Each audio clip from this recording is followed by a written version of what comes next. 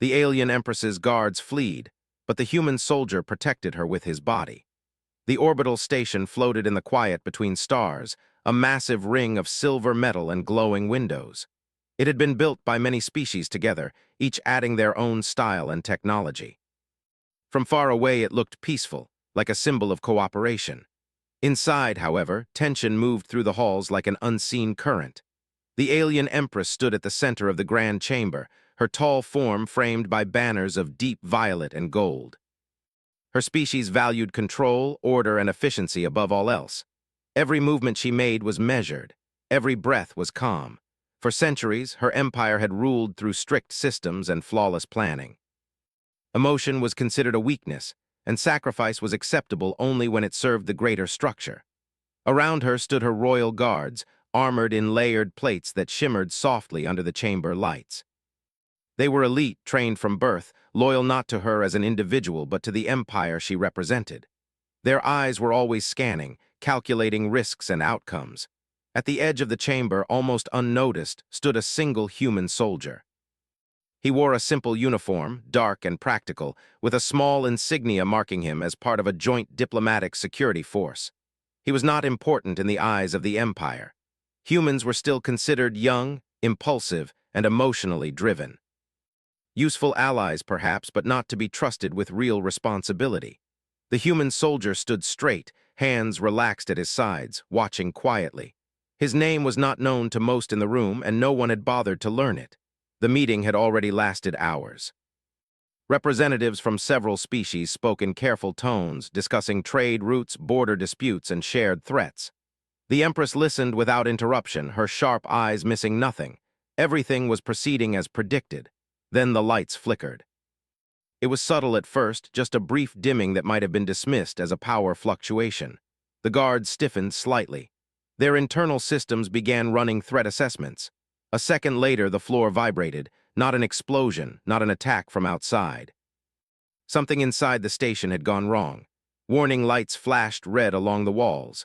A low alarm echoed through the chamber, calm and mechanical, announcing a structural failure in multiple sections of the station. The representatives began to murmur. Some stood. Others looked around in confusion. The Empress did not move. Her guards stepped closer to her, forming a tight protective formation. Data streamed across their helmet displays. The breach was spreading fast, a controlled sabotage, precise and efficient. Whoever planned it understood the station's systems well.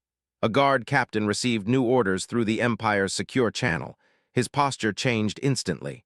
"Priority shift," he announced to the other guards in a clipped tone. "Protocol Omega, secure Imperial continuity."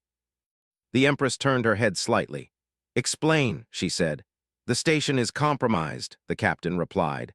"Probability of full collapse within minutes. Evacuation routes are limited. Standard protocol requires us to preserve the Imperial line." There was a pause almost too brief to notice. "You mean," the Empress said slowly, "you are withdrawing?" "Yes, Your Radiance." The words hung in the air. Several guards were already moving, opening a hidden path toward a reinforced corridor. That corridor would lead to escape pods designed for high-ranking officials. But calculations had already been made. There was not enough time, not enough capacity for everyone. The Empress understood immediately. In the logic of the Empire, the system mattered more than the individual, even her. She was a symbol, not a priority. The guards did not look at her as they turned away. Emotion had been trained out of them long ago. The chamber shook again.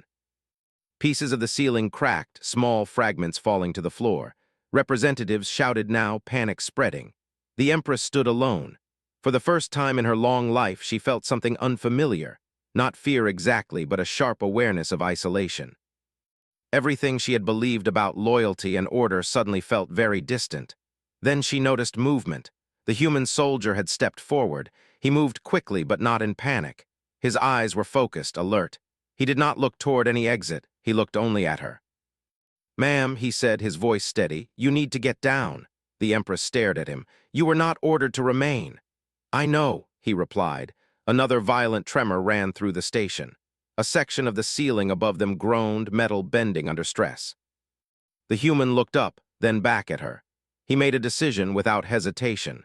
He crossed the distance between them in seconds and positioned himself directly in front of her. He activated the small field generator attached to his armor. It was designed to protect a single soldier from debris, not to shield an Empress from a collapsing structure. "Human," the Empress said sharply, "your survival probability is unacceptable." He gave a short, almost amused breath. "Yeah," he said, "that sounds about right." The ceiling gave way. A mass of metal and energy conduits crashed downward. The human wrapped his arms around the Empress, turning his body to take the impact. The field generator flared brightly, straining under the force. The impact was overwhelming. Pain tore through the human soldier as debris struck his back and shoulders. The field flickered but held just long enough. When the dust settled, the chamber was half destroyed. Silence followed, broken only by distant alarms. The Empress was alive. She slowly realized she was pressed against the human's chest, his armor cracked and smoking. He did not move. She pushed herself up slightly, her hands trembling. She looked down at him. He was breathing, but barely. Around them, the chamber was empty. The guards were gone. The representatives had fled or been evacuated. Only wreckage remained. The Empress had been protected by someone who had no duty to do so. Emergency teams arrived minutes later. They carefully removed the debris and lifted the human onto a medical platform. The Empress followed closely, ignoring calls to move ahead or secure her safety. As they rushed through damaged corridors, she watched the human's face. His expression was calm even in unconsciousness. In the medical bay, machines surrounded him, working quickly to stabilize his injuries. The Empress stood still, watching every movement. Doctors spoke in urgent tones. Broken bones, internal damage, severe energy exposure. "He should not have survived," one said quietly. But he did. Hours passed. The station was stabilized enough to prevent total collapse. Investigations began immediately, but the Empress remained in the medical bay. When the human finally opened his eyes, the first thing he saw was the Empress standing beside his bed. He blinked slowly. "Guess it worked," he murmured. She looked down at him, her expression unreadable. "You chose to remain," she said. "Why?" He thought for a moment, his breathing shallow. "You were right there," he said simply. "Someone had to." That answer struck her harder than any attack. In her empire, every action was justified by complex reasoning and layered doctrine. His answer contained none of that. No calculation, no greater plan, just choice. Outside the medical bay, whispers began to spread. The guards' retreat was already being defended as correct. The human's actions were being labeled irrational, reckless, inefficient. The Empress listened to none of it. As she stood watching the human sleep once more, something inside her shifted. A question formed that she could not silence. What kind of species produces soldiers who will give their bodies not for orders, not for systems, but for people standing in front of them? And what would that mean for an empire built on the belief that no one was irreplaceable? The station drifted onward through space, damaged but intact. And somewhere deep within the empire's foundation, a crack had quietly formed. The medical wing was quiet in a way that felt heavy rather than calm. Soft lights glowed above white walls, and machines hummed in slow, steady rhythms. The human soldier lay still on the bed, wrapped in layers of support fabric and thin energy fields. His breathing was stronger now, no longer shallow, but his body remained damaged. The alien Empress stood nearby, her hands folded behind her back. She had not left since the emergency teams brought him here. Advisors had urged her to move to a secure chamber. Guards, new ones, not the ones who fled, waited outside, confused by her refusal to follow tradition. She ignored them all. In her long life, she had watched soldiers die for the Empire without hesitation. She had signed orders that sent entire fleets into danger. Loss had always been a number, a necessary cost. Yet standing here watching a single human breathe, she felt something she could not place. Responsibility, perhaps, or debt. The doctors moved carefully around the bed, adjusting readings and checking injuries. One finally turned to her. "He will recover," the doctor said. Slowly, his body absorbed more damage than it was designed to handle. "Why did he live?" the Empress asked. The doctor hesitated. "Humans are resilient more than most species expect." The Empress looked back at the human. Resilient was not the word she would have chosen. Reckless maybe, illogical, but also something else. The news spread quickly across the station and beyond. Not the full truth, not at first. Only fragments, a structural failure, a successful evacuation, minor injuries, but stories have a way of changing as they move. Soon, whispers followed the Empress wherever she went. Her guards had retreated. A human had stayed. A human had shielded her with his own body. Within the Empire, the reaction was swift and divided. The High Council convened in a secure communication chamber, their faces appearing as glowing projections. Their voices were calm, but beneath that calm was sharp concern. The guard unit followed protocol, one counselor said. They acted correctly. They abandoned their Empress, another replied. They preserved the imperial structure, the first answered. An individual ruler can be replaced. The Empress listened in silence. A human soldier's actions are irrelevant to imperial doctrine, a third counselor said. His behavior was emotional, not strategic. The Empress raised one clawed hand. The chamber fell quiet. You call his action irrelevant, she said, yet I am alive because of it. That does not change the system, the counselor replied. We cannot build policy on anomalies. Is it an anomaly, the Empress asked slowly, or a pattern we have refused to study? The council exchanged looks. Humanity was still considered a minor power, creative, adaptable, but dangerous mainly to themselves.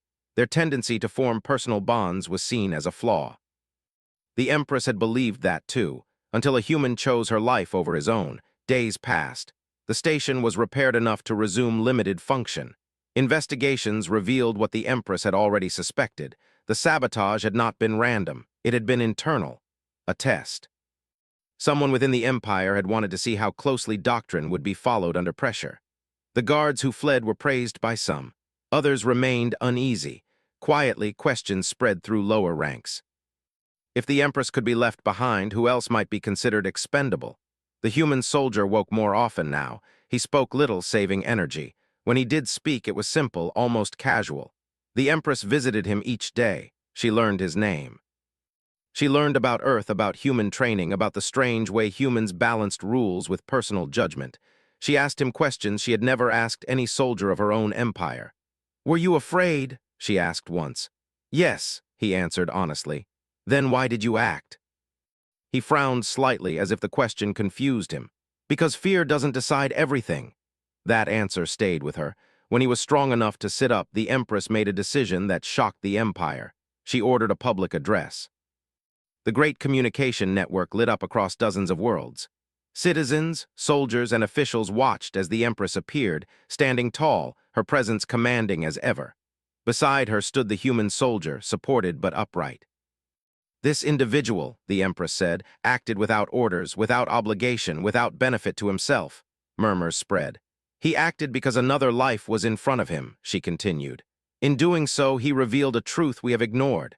The council attempted to interrupt. She silenced them. Our empire is strong, she said, but strength without choice becomes hollow. We have trained loyalty to systems, not to people. When tested, those systems calculated my worth and found it acceptable to abandon. Silence followed. The human did not calculate, she said. He chose, she turned to the soldier. For that, I name him protector of the Empress, not as a subject, not as property, but as an example. The reaction was immediate and explosive. Some called it weakness. Others called it betrayal. But many, especially younger soldiers, felt something stir inside them. Across the galaxy, other species took notice. Requests came in quietly at first. Human advisors, human guards, human mediators, not because humans were the strongest, but because they were unpredictable in one specific way. They would stand when logic said retreat. The human soldier eventually returned to Earth, his duty complete, but his story remained. The Empress changed too. She began reforming guard doctrine slowly, carefully. Choice was introduced where there had only been command. Individual judgment was no longer punished automatically. It was not easy. Some resisted, some left. But the empire did not collapse. It evolved. Years later, the Empress stood once more on a diplomatic platform, older now, wiser. Beside her stood a mixed honor guard, alien and human alike. She looked out at the gathered representatives and felt something rare. Hope. Not in systems, not in protocols, but in people. And far across the stars, humanity continued on, unaware that their greatest strength was not their weapons or technology, but the simple, dangerous idea that some lives were worth choosing, even when the cost was everything. The galaxy did not change all at once. Change never came that way.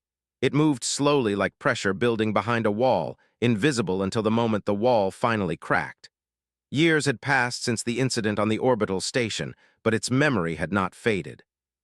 It lived in stories told in military halls, in quiet debates among scholars, and in the careful decisions of leaders who now hesitated before following protocol too closely. The alien Empress sat alone in her private chamber, looking out at the stars. The room was simple compared to the grand halls of her palace. She had chosen it that way. Simplicity helped her think. Her empire was stable but not comfortable. Reforms always created tension. Some old commanders had retired, others had resisted and been removed. New leaders had risen, trained not only to obey but to judge.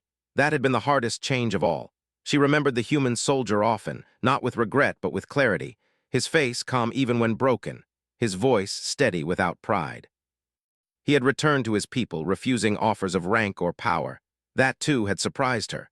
Humans, she had learned, did not always want authority. Sometimes they wanted meaning. A soft tone sounded in the chamber. An aide entered and bowed. "Your Radiance," the aide said, "the delegation from the outer systems has arrived. They request human representatives." The Empress nodded. "Grant the request." This was no longer unusual. Human presence had become common in diplomatic missions. Their role was not dominance. It was balance. Still, not everyone accepted it. Far beyond the core worlds, in a region where the Empire's influence was thinner, a coalition was forming. Several species, uneasy with the changes, believed the Empress had weakened the Empire by allowing human ideals to spread. They called it contamination. Their leaders met in secret, sharing fear disguised as logic. To them, choice was chaos. Emotion was danger. Humans represented both. They decided on action, not open war. That would unite the Empire against them. Instead, they planned something quieter, a test, a crisis that would force the Empire to reveal whether it truly had changed. A remote colony station was selected, mixed population, strategic but not vital, a place where hesitation could cost lives. Systems failed. Communications collapsed. Panic followed. The call for help reached the Imperial core hours later. The Empress stood as reports filled the command chamber. Advisors spoke urgently, offering solutions, projections, risks. "The safest option," one said, "is quarantine, containment. We can prevent spread of instability." The Empress listened, then raised her hand. "And the people on the station?" she asked. Silence. "They are not numbers," she said quietly. "Prepare a response fleet." There was hesitation, but no refusal. She added one more command. "Assign a joint unit," she said. "Imperial and human." The fleet arrived to chaos. The station's orbit was unstable. Systems flickered between failure and recovery. Inside, civilians crowded into failing shelters. The joint unit moved quickly. Humans and aliens side by side, communicating in clear, direct language. There was no time for rigid hierarchy. One alien officer hesitated at a blocked corridor, running calculations. A human engineer beside him acted first, rerouting power manually. The officer followed. Together, they stabilized the station long enough to evacuate everyone. No single hero emerged. No dramatic sacrifice. Just hundreds of small choices made by individuals who believed the lives in front of them mattered. When the truth of the sabotage was uncovered, the reaction was different from what the conspirators expected. Instead of fear, there was unity. Citizens saw that the Empire had not grown weaker. It had grown more human, even if many were not human at all. The conspirators were exposed, their arguments hollow against living proof. The Empress addressed the Empire once more, but this time her words were calm, not revolutionary. "We do not abandon structure," she said. "We give it purpose. Protocol guides us. Choice defines us." Across the galaxy, other powers watched carefully. Humanity remained the same as it always had been, still divided, still imperfect, still arguing among themselves, but everywhere they went, they carried that same quiet danger. They noticed individuals. Years later, the human soldier who had once shielded an empress stood on a quiet hillside on Earth, watching the sun set. He had returned to a simple life. He taught now, training new recruits. They asked him about that day sometimes. He never made it sound grand. "I was there," he would say. "Someone needed help." That was all. Far away, the Empress stood before a new generation of guards, mixed species, mixed ideas. She watched them train, sometimes failing, sometimes choosing differently than protocol demanded. She did not correct them immediately. Because an empire that could think, could choose, could stand for its people, was an empire that could last. And the galaxy, slowly and quietly, adjusted to the most unsettling truth of all. That the strongest force it had ever encountered was not conquest, not fear, not perfect systems, but the simple refusal of one species to walk away when someone was standing alone. The Empire entered a new age quietly, without banners or loud celebration. There was no single moment that historians could point to and say, "This is when everything changed." Instead, change lived in decisions made during ordinary days, in rooms without witnesses, and in the hearts of individuals who now hesitated before choosing the easy path. The alien Empress felt the weight of that change every morning. She stood before a wide window in her private residence, watching traffic flow between orbital platforms and city spires. The movement was smooth, efficient, familiar. On the surface, the Empire looked the same as it always had. Order remained, structure remained, but beneath it something new breathed. Reports crossed her desk daily. Joint units resolving conflicts before they grew violent. Human mediators requested in disputes that once would have required fleets. Alien officers making judgment calls that bent protocol, but saved lives. Not all outcomes were perfect. Some decisions failed. Some choices caused losses that strict doctrine might have avoided. Yet something remarkable followed those failures. No one hid them. Responsibility was taken. Lessons were learned. Growth continued. That frightened many. In the outer regions, beyond the Empire's strongest influence, unrest grew again. This time it was not sabotage or quiet rebellion. It was fear raw and unfiltered. Several non-aligned systems began strengthening borders, trade slowed, communications became cautious. The reason was always the same. Humans, not their weapons, not their fleets. But their influence, they changed how others thought. A summit was called, larger than any before, neutral ground, dozens of species. Humans included, though they did not lead the meeting. The Empress arrived with her delegation, walking through halls filled with wary eyes. She felt no anger, only understanding. Fear came from uncertainty, and uncertainty followed change. The summit opened with careful words, statements of stability, reassurance, promises. Then a delegate from a distant system spoke plainly. "You are altering the balance," they said. "Your empire once followed rules we understood. Now your actions depend on individuals, on feelings." Murmurs followed. The Empress rose slowly, her voice carried without effort. "You mistake choice for chaos," she said. "Choice does not remove discipline, it gives discipline meaning." "Meaning is subjective," the delegate replied. "Empires require predictability." "So do machines," the Empress answered calmly. "We are not machines." The room fell silent. A human representative did not speak. They did not need to. Their presence alone carried the weight of countless examples. The summit ended without full agreement, but it did not collapse. That alone was progress. Not everyone accepted it. In the shadows of political space, a group formed, small, determined, convinced they were protecting the galaxy from a dangerous idea. They believed that if humanity's influence could be discredited, the old order could be restored. Their plan was simple: force a choice. A deep space research convoy carrying mixed crews and civilians was targeted, systems disabled, long-range communication jammed. A distress signal barely escaped before silence. The message reached multiple powers at once. The question was immediate and brutal. Who would respond? The convoy was far, risky to reach, not strategically vital. Several governments hesitated. The Empire did not. The Empress authorized a rescue operation within minutes. Human and alien crews volunteered before being asked. As the fleet traveled, doubts spread among the ranks, not fear of danger, but fear of failure. What if they arrived too late? What if the cost was too high? A human officer addressed the crew before final approach. "We don't know how this ends," he said simply. "We only know people are waiting." No cheers followed, just quiet readiness. The convoy was found drifting, damaged but intact. The attackers were gone, their message already sent. The rescue was difficult. Power had to be shared manually, life support rerouted by hand. Injured crew moved through unstable corridors. At one point, a section of the convoy began to lose pressure. Sealing it would trap several civilians inside. An alien engineer froze, calculating probabilities. A human technician beside her didn't wait. He opened the seal, dragged the civilians through, and closed it manually. The engineer followed, hands shaking. They all survived. When the fleet returned, the story spread faster than any official report. Not because of heroism, because of consistency. Again and again, humans and those influenced by them chose people over procedure. The group that planned the attack watched their effort fail. Worse, it backfired. Systems that had hesitated before now reconsidered. Fear turned direction. If an empire was willing to risk itself for strangers, what did that say about its intent? The Empress addressed her people privately after the rescue. No broadcast, no ceremony. "We will be challenged again," she said.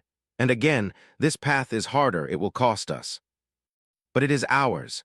She thought of the human soldier who had started it all. She had not seen him in years, but his influence was everywhere.